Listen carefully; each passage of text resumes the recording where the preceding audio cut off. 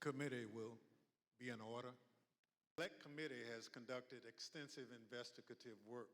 to understand what led the Proud Boys and other rioters to the Capitol on January. This week is going to be the House January 6th Committee's likely final investigative hearing after weeks have gone by since the series of summer hearings ended. And in those hearings, the committee looked at every aspect of the Capitol riot, from Donald Trump and his allies' efforts to overturn it weeks after the election passed, to extremist groups' ties to the violence that took place outside of the Capitol.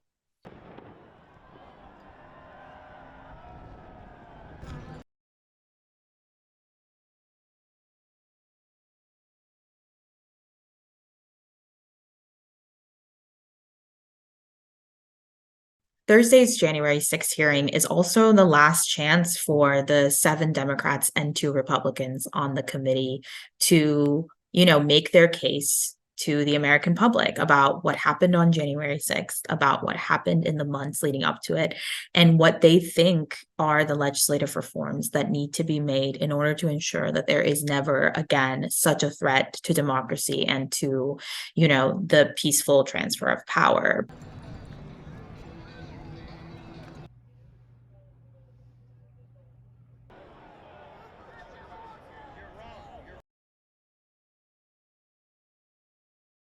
The committee had planned to wrap up its series of hearings well before the November midterm elections, but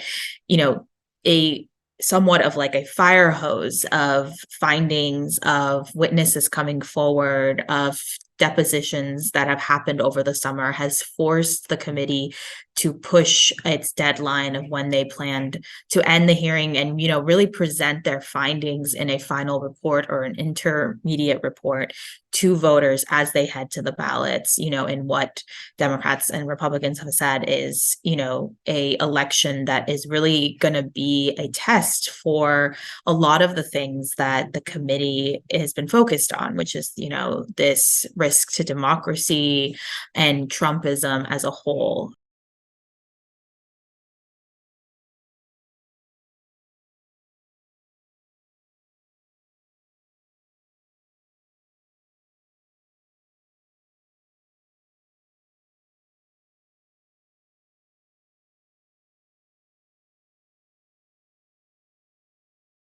Obviously,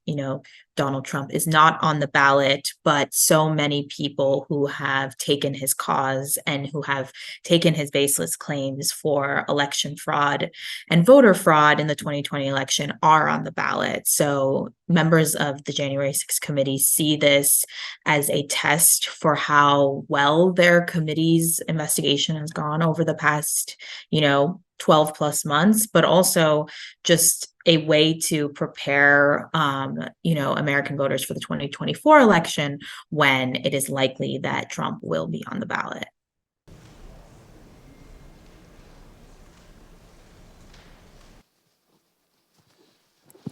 Do you swear unaffirmed under penalty of has to do is send it back to the states to recertify.